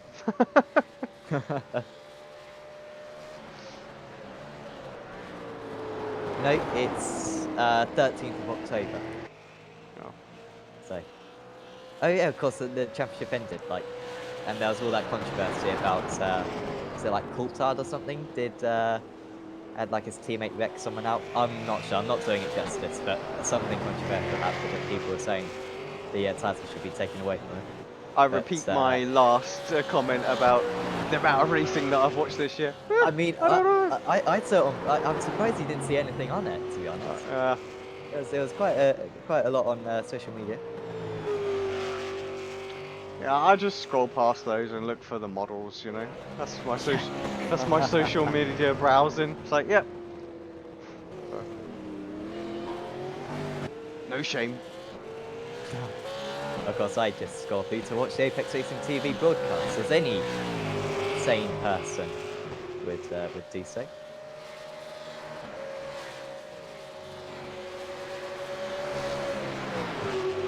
So we're into. This is the last lap. I didn't realise it was. This is the last lap, yeah. Yeah. Where's the white flag when you need it? 90 minutes complete then. Tony Klosterman, he hasn't won an endurance round, at least we believe, for several seasons. And he's going to give himself a half chance in the championship with a couple of meetings to go. Tony Klosterman rounds the final corner to win the endurance meeting at Bathurst. A brilliant win, one of his best drives.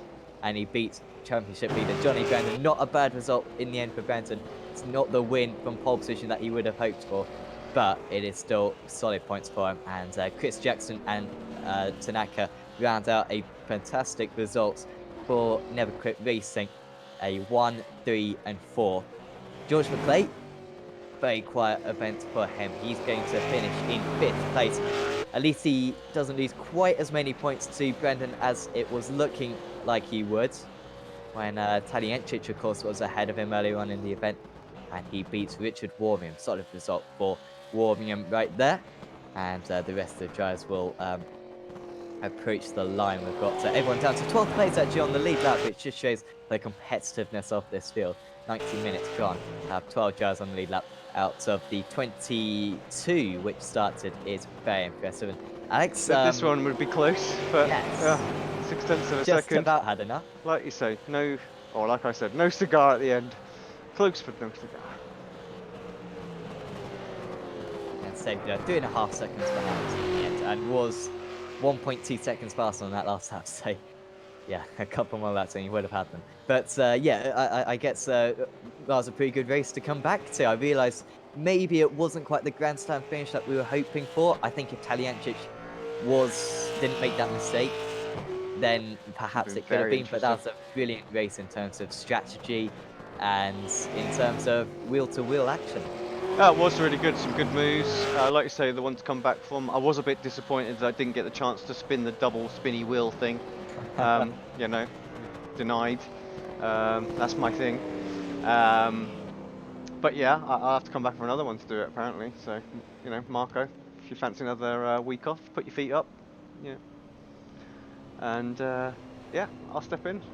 do another one. But yeah, no, really enjoyed that, and congratulations to the podium, really, Klosterman, Brandon, and Tanaka. Yeah, great race, and a bit gutted for Michael, and like you say, what could have been.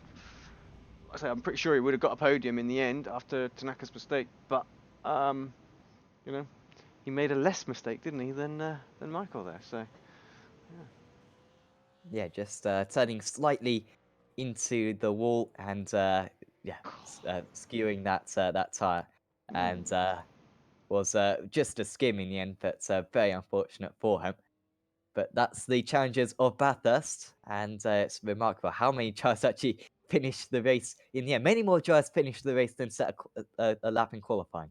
I don't quite understand the logic in that.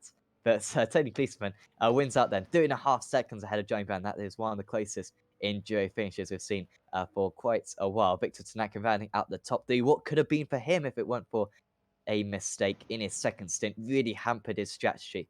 Difficult to call where he would have finished. Chris Jackson, again, if he wasn't stuck behind George McClay, did he have the pace to win? Not quite sure. But in the end, McClay finishing 33 seconds off the lead on the front row of the grid. A little bit of a surprising result there, but really can't complain too much. The drivers ahead of him were absolutely lightning quick today. Richard Warmingham rounding out the top six. Then it was Greg Carr in a little bit of a world of his own in seventh. Then Sam Buzan, he had a nice battle holding off Nikolai Bogatyrev, of course, Buzan finishing top of the club drivers. Yasser Sebula rounding out the top 10. Then it was Anthony Woodward and Guy Croft rounding out the drivers who finished on the lead lap. And then one lap down was Ronald Means, Justin Rebello, Clyde Whiting, and Peter Bingham. And then the retirees were Steve Lavelli, Angie Hoffman, Michael Taliancic, Bill Switzer, Michael Frost, and Jehan An. Howard Stadler did not take the start. So, we always have interviews with the drivers, and we are going to have an interview with the drivers now. And first up will be Johnny Brandon, who finished in second place today. Congratulations, Johnny. That was a good result in the end, but those never quit racing drivers, they were bloody quick today. I'm chuffed to bits with that. I cannot believe Tony didn't run out of fuel. He's done an Really? Wow. amazing job there. He had a quicker stop than me, I think, on the second one. Yeah, 1 second. Yeah. So, and normally he uses a bit more fuel. So I thought the laps had caught Mm. him out, and I was cutting it really close. But yeah, another level there. He was rapid. I was saving fuel, trying to keep up and keep my stops short. Yeah, it didn't work, but I'm chuffed to bits with that second place. Over the moon. Yeah, definitely. Because for the championship, you outscore George McClay, you lose 15 points to Tony. I don't know what your instant points were like, but I imagine that wasn't too bad for you. So, I had um, one but X, which is a one shame, X, but yeah. yeah. So you don't get the 10 bonus points, but you don't get any penalty points. So Yeah. that's very good for you. And with 2 rounds to go in the championship, it's looking quite promising. Yeah, long way to go. Anything can happen and all that. But that was a lot more fun than I thought it was going to be. I'd have been happy with a top five, to be honest. Just make it to the end. So second place, I might. Definitely. And next week we head to Road Atlanta, a track I don't believe we've visited in this series for many seasons. Have you got any experience with this car track combination? Um, don't think so. If we haven't been there with the league in the last 3 seasons, however long I've been doing it now, then I haven't been there in this car. Simple as that. So I've done plenty of racing there with the TCR and little Kia and a bit of Porsche. So I know the circuit. But not in the V8, I don't think. But it should be good. It's a good track with plenty of areas to overtake and nice, good tricky bits and wide open straight lines for slipstream, and the downhill S is nice and tricky, single file. So it should be good. Absolutely. Well, we wish you the best of luck for that one, Johnny. And before you let you go, is there anyone you'd like to thank? All the usual people, you guys for the broadcast. I'll look forward to watching that one back. Clyde and everyone that runs the league, Racetech, all the guys at XVR, and last but not least, happy birthday, Sam. Ah, thank you very much. Um, yes. Oh, I you don't got know what all to say now. embarrassed, didn't you? Yeah. I'm all red face. and you can't even see it. But Good. there you Job done. Happy birthday. Have a great day. thank you very much. And yeah, best of luck for 2 weeks' time. Thanks very much, then. Cheers, guys. Take care. So that was Johnny You kept Brenton. that one quiet. I don't know. Ha! Yeah, we should have been having Well, that well, all. some people look, Alex. What Yeah, can I say? clearly, clearly.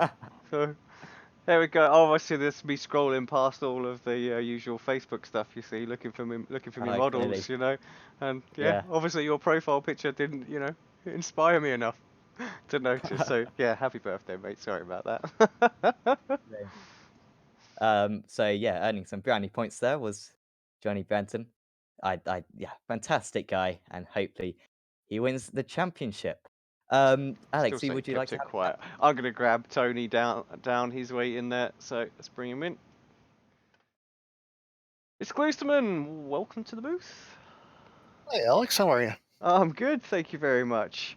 And yeah, well, come back to the series, and I get Bathurst for one round, and I get Tony winning a race, which apparently you haven't done for a little while. So congratulations. No, I want you to come back more often. I take bribes. I could drop you my PayPal later.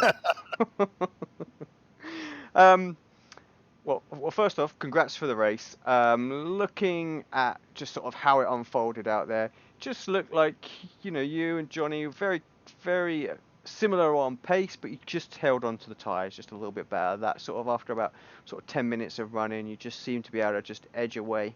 Is that sort of how you saw it from your cockpit?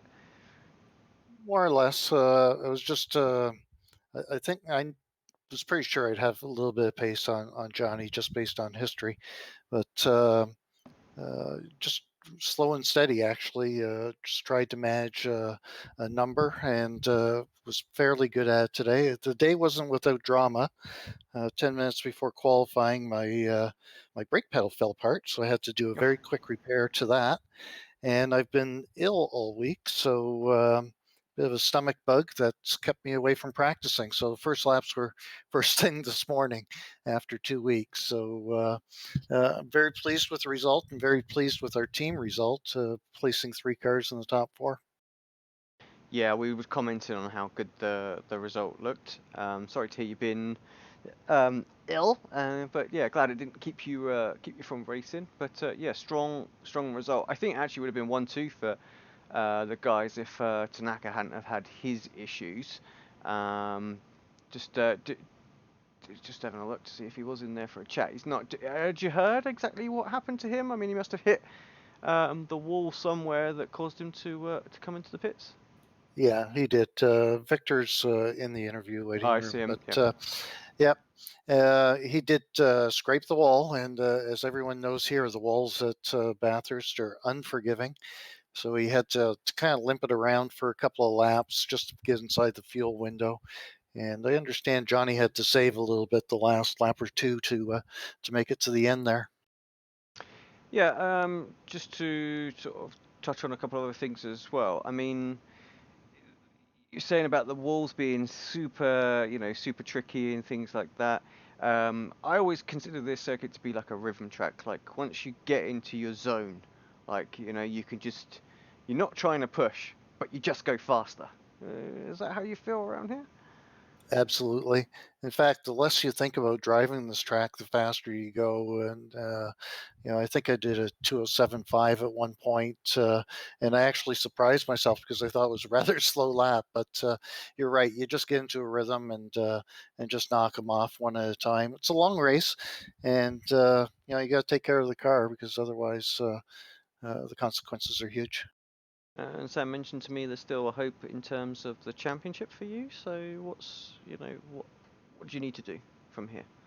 Oh, I'd have to win all the races. I don't think that's going to happen. Johnny's got a fairly sizable lead, and I don't even know how close I'm to George. I may have gained a little bit today on George, but I'll end up in the top 3. I think I'd be very surprised if I finish higher than third.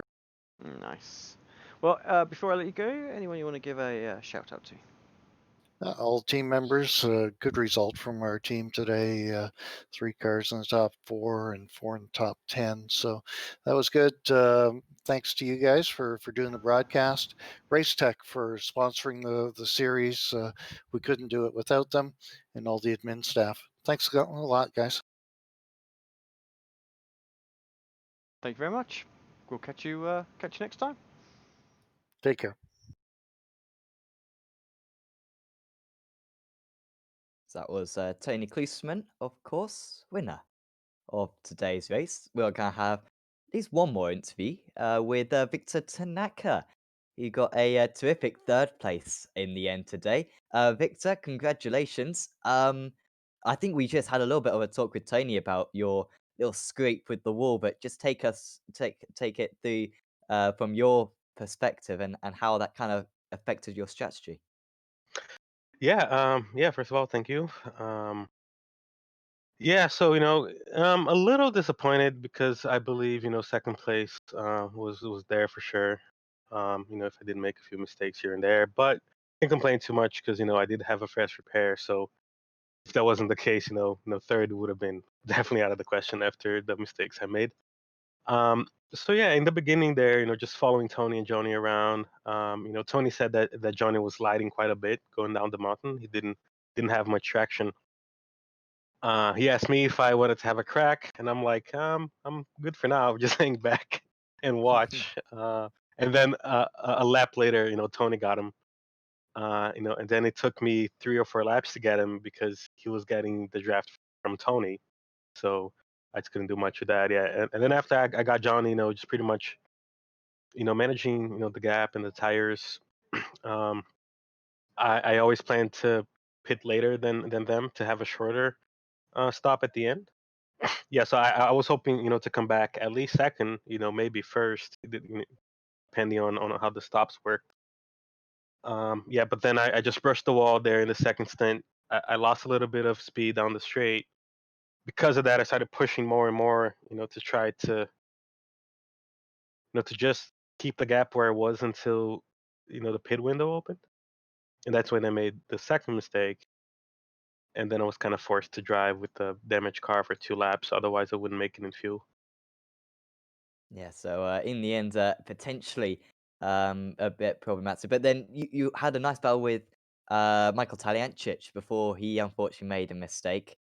That was fun, Well, wasn't it? yeah, it was quite a fun battle for unfortunately only for about a lap and a half. I mean, that would have been quite a tasty battle with 20 minutes to go if he hadn't have made that mistake.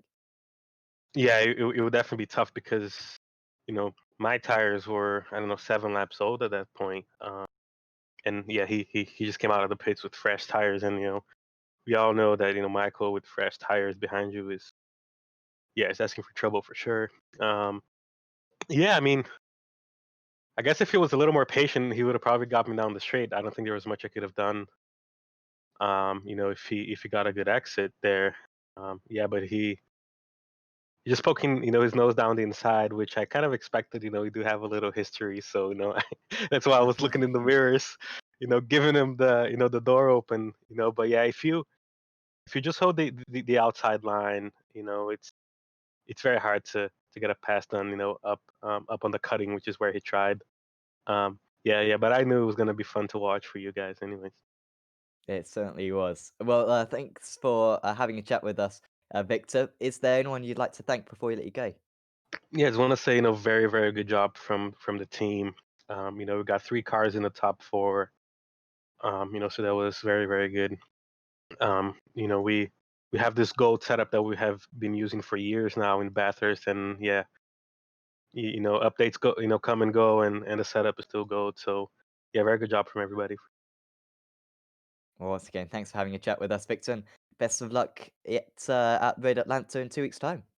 Yeah, thank you, and thank you all for the amazing broadcast you guys always come up with. Thank you very much. So that was Victor Tanaka finishing on the podium today for Never Quit Racing. So that pretty much rounds us off for today. I'm going to have to quickly nip off to the Formula Renault 3.5. Sorry, it's not Formula Renault 3.5. It's the Formula 3.5 iRacing series. which is starting in about 2 minutes' time. So certainly watch that on Apex Racing TV. And of course, if you have enjoyed this broadcast, please leave a like on it, and also subscribe to the Apex Racing TV. Also check out the iRacing Esports Network, where we broadcast on a Monday, Tuesday, Wednesday, and Thursday evenings. That is European evenings. And hopefully you'll tune in 2 weeks' time for the next round of this series, which of course will be the sprint and feature races at Road Atlanta. But for now, from me and from Alex, we'll say goodbye, and we'll see you next time.